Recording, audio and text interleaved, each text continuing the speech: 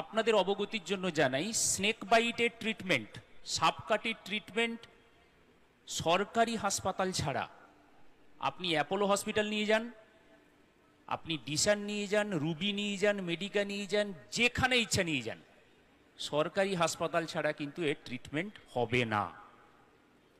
পশ্চিমবাংলা, আমরা এমন একটি রাজ্যে বাস করি যে রাজ্যে সাপকাটির ট্রিটমেন্টটা সম্পূর্ণ বিনামূল্যে শুধুমাত্র সরকারি হাসপাতালেই হয়।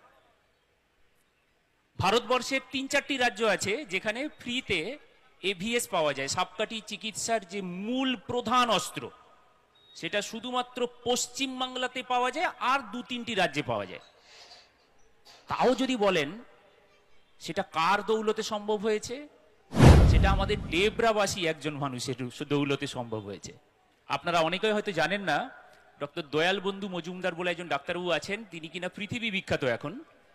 তার বাড়ি সিজগেড়িয়া, আপনারা জানেন বোধহয়, গোলগ্রাম থেকে ওই দিকটা, ভেতর দিকটা সিজগেড়িয়ার ডাক্তারবাবু, তিনি প্রথম এই সাপকাটির চিকিৎসার জন্য এভিএস, এই অতি প্রয়োজনীয় জিনিসটা সম্বন্ধে মানুষকে সচেতন করা শুরু করেন।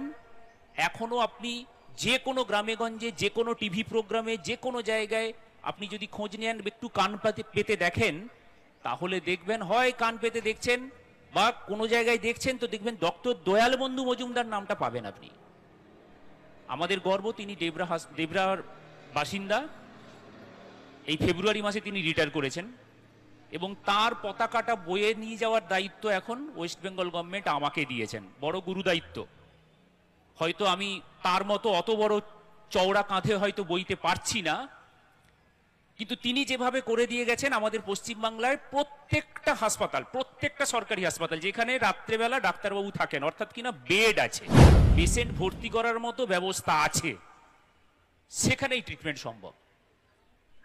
সেই পেশেন্ট বাড়ি নিয়ে চলে যেতে চাইছে, সত্যম শিবম নার্সিংহোম নিয়ে চলে যেতে চাইছে, আর আমি বলছি একে চিকিৎসাটা শুরু করা উচিত। শুরু হলো চিকিৎসা, পেশেন্টের বাড়ির লোক আস্ফালন শুরু করেছে, ডাক্তারবাবু রং ট্রিটমেন্ট শুরু করেছে, কোনো জায়গায় সাপ কামড় দাগ নেই, কোথায় কামড়েছে আপনি দেখান, কোথাও কামড়ায়নি, আপনি কেন ট্রিটমেন্ট করবেন? মাথায় রাখবেন, সাপ কামড়ে একটি মাত্র প্রাণী আছে যে কিনা মারা যায় না, সেটা হচ্ছে ঘোড়া। আমাদের এই যে সাপগুলোর বিষ, সেটা ঘোড়ার শরীরে ঢোকানো হয়, ঘোড়ার শরীরে তৈরি হওয়া অ্যান্টিবডি সেটা আবার আমরা পিউরিফাই করে মানুষের শরীরে ঢোকাই। তার মানে ঘোড়ার শরীরে তৈরি অ্যান্টিবডি আমরা ঢোকালাম মানুষের শরীরে। এক ঘরে থাকা শাশুড়ি বৌমার মধ্যেই এত ঠোকাঠুকি হয়, সেখানে ঘোড়ার শরীরের থেকে তৈরি একটা অ্যান্টিবডি সেটা মানুষের শরীরে মেনে নেবে না তো, যার জন্য রিয়াকশন হয়। হলেও তাই, এই পেশেন্টের ক্ষেত্রে যেই এভিএস দেওয়া হলো, সঙ্গে সঙ্গে গায়ে চারিদিকে র্যাশ বেরোতে শুরু করলো, চুলকুনি শুরু হলো। আমরা ডাক্তারবাবুরা খুব ভালোভাবে জানি যেটা হবে, এবং তার জন্য আমাদেরকে অ্যাড্রিনালিন বলে একটি ইঞ্জেকশন দিয়ে থেকে সারাতে হবে, সেটা আমরা জানি।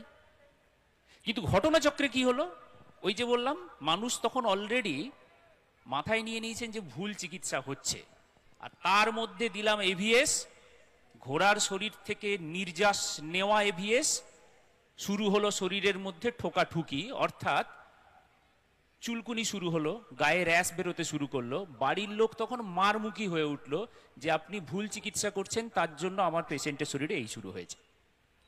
আমরা অ্যাড্রিনালিন দিলাম, অ্যাড্রিনালিন দেওয়ার পরে সেই গায়ে যে চুলকুনি বা র্যাশগুলো বেরিয়েছিল সেটা কমে গেল, কিন্তু বাড়ির লোকের দ্বন্দ্ব কিন্তু কমলো না। ইতিমধ্যে আপনারা সবাই এই জিনিস সম্বন্ধে অবগত। কি হয় এরপরে? রাজনৈতিক নেতাদের ফোন আসে, রাজনৈতিক, অতি পরিচিত রাজনৈতিক নেতার ফোন এলো আমার কাছে, ডাক্তারবাবু ওই পেশেন্টটাকে ছেড়ে দিন, ওই পেশেন্টটার ভুল ট্রিটমেন্ট করছেন আমি, আপনি ছেড়ে দিন ওকে। আমাদের এখানকার সিস্টার দিদিও আমাকে বললেন যে ডাক্তারবাবু ছেড়ে দিন। আমি ছাড়তে পারছি না। কেন পারছি না? কারণ আমি জানি যদি এভিএস না দিয়ে আমি আমার দায়িত্ব এড়িয়ে যাই, পেশেন্টটিকে যত বড় হাসপাতালে নিয়ে যাওয়া হোক না কেন, ও মারা যাবেই। ইতিমধ্যে আরেকটি মেয়ে ওই ভিড়ের ভেতর থেকে এসে আমাকে বলল, ডাক্তারবাবু তোর খুব নাম শুনিয়েছি, আদিবাসী ভদ্রমহিলা ছিলেন, আমাকে বলছে তোর খুব নাম শুনেছি, ও আমার বোন, ও যদি মরে যায় না, ওর দুটো বাচ্চা আছে, ও যদি মরে যায় জামাইটা আর একটা বিয়া করি লিবে, তুই যা করার কর। মনে জোর পেলাম, ট্রিটমেন্ট আবার শুরু হলো। ইতিমধ্যে সিস্টার দিদিমণি আমাকে বললেন, ডাক্তারবাবু ওরা কিন্তু প্রচুর লোক জোগাড় করে নিয়ে এসছে, সঙ্গে সেই রাজনৈতিক দাদাও এসছেন, এবার ঝামেলা শুরু হলো বলে আপনি ছেড়ে দিন। এভিএস ততক্ষণে হাফ চলে গেছে, আরো কিছুটা দেওয়া বাকি, কিন্তু আমি আর জনগণের প্রেসার নিতে পারছি না। কি করা যায়? আমি একটা অদ্ভুত ঘটনা ঘটিয়েছিলাম সেই দিন। আমি বললাম আপনারা একটা কাজ করুন, ভুল চিকিৎসা হচ্ছে তো, আপনারা একটা কাগজ দিচ্ছি, সেই কাগজে লিখুন তো যে ডাক্তারবাবু ভুল চিকিৎসা করছেন, আমরা পেশেন্টকে নিয়ে যেতে চাই, বাড়ি নিয়ে যেতে চাই, বা যেখানে ইচ্ছা নিয়ে যেতে চাই, এটা লিখে দিন, আমি ছেড়ে দিচ্ছি।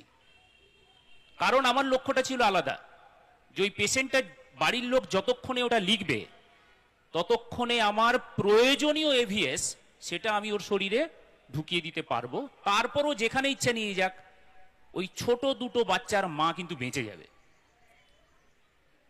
শুরু হলো লড়াই, আমার নয়, এবার লড়াইটা শুরু হলো কলমের সঙ্গে কাগজের। ঘটনাচক্রে তারা কেউ শতটা পড়াশুনো জানতেন না, লেখার চেষ্টা করতে গিয়ে বারবার এ ওকে বলছে তুই লেখ, সে তাকে বলছে তুই লেখ, কিন্তু কেউ আর লিখতে পারছে না। শেষ পর্যন্ত আমার কাছে ঘুরে এসছে, ডাক্তার তুই লেখ, আমরা নিচে সই করব। এই পড়েছি মুশকিলে, ততক্ষণে তো আরো পেশেন্ট আছে। আমি বললাম অত তো সময় হবে না, তোমরা লেখো, আমি ছেড়ে দিচ্ছি। ইতিমধ্যে আমার পেশেন্টের এভিএস চলে গেল। রাত্রি 8টা বাজলো। সেদিন সন্ধেবেলায় আমাদের অতি পরিচিত আরেকজন ডাক্তার ম্যাডাম, তিনি এসে ডিউটি হ্যান্ডওভার নিলেন। আমার 8টার সময় ডিউটি শেষ হলো। পেশেন্টটিকে লাস্ট দেখলাম তার গায়ে চুলকুনি নেই।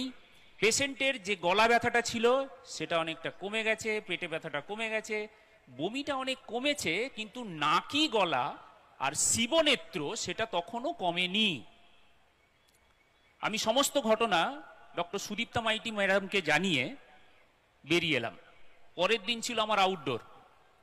সকাল 9টার সময় বাইক নিয়ে যখন হাসপাতাল চত্বরে গেলাম, 2 জুলাই, 1 জুলাই ওই ঘটনা হয়েছে, 2 জুলাই আউটডোর।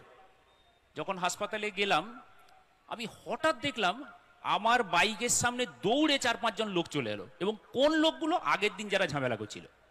আমি বললাম এই রে, এবার গেছে, এবার আমাকে ধরে পিটবেই এবার এরা। কি হলো মজার ঘটনা, তার মধ্যে একজন বুড়ো মানুষ ছিলেন, বেশ বয়স্ক মানুষ। দৌড়ে এসে, আমি যেই বাইক থেকে পাটা নামিয়েছি, দৌড়ে আমাকে একটা প্রণাম করে দিলেন। ওই বয়স্ক মানুষদের কাছ থেকে প্রণাম নেওয়াতে আমি অবাক হয়ে গেলাম, আমি একটু চমকে গেলাম, পিছু হটলাম। কি হয়েছে? ওই ভদ্রলোক আমাকে বললেন, ডাক্তার তুই ভগবান আছিস। আমি বললাম কেন? কালকেই শয়তান ছিলাম, আজ হঠাৎ ভগবান হয়ে গেলাম কি করে? বলছে ডাক্তার, আমাদের কয়েকজন লোক কালকে আমার ঘরে, যে ঘরটায় ওই মেয়েটি শুয়েছিল, সেই ঘরটিতে একটি কালচিতি সাপ উদ্ধার করেছে। আচ্ছা, যদি কালচিতি সাপ উদ্ধার না হতো তাহলে তো আমি ভগবান থাকতাম না, সেই শয়তানি থেকে যেতাম। ঘটনাচক্রে কালচিতি সাপ উদ্ধার হয়েছে, তাই তাদের আমার কথায় বিশ্বাস হয়েছে, তাই আমি ভগবান হয়ে গেছি। পেশেন্টের বাড়ির লোক আমাকে বলল, ডাক্তার ও পুরো ভালো আছে, তুই একবার গিয়ে উপরে দেখে আয়। আমি গেলাম উপরে, গিয়ে দেখলাম পেশেন্টটি মিটি হাসছে আর মুড়ি খাচ্ছে। পেশেন্ট তখন সম্পূর্ণ সুস্থ।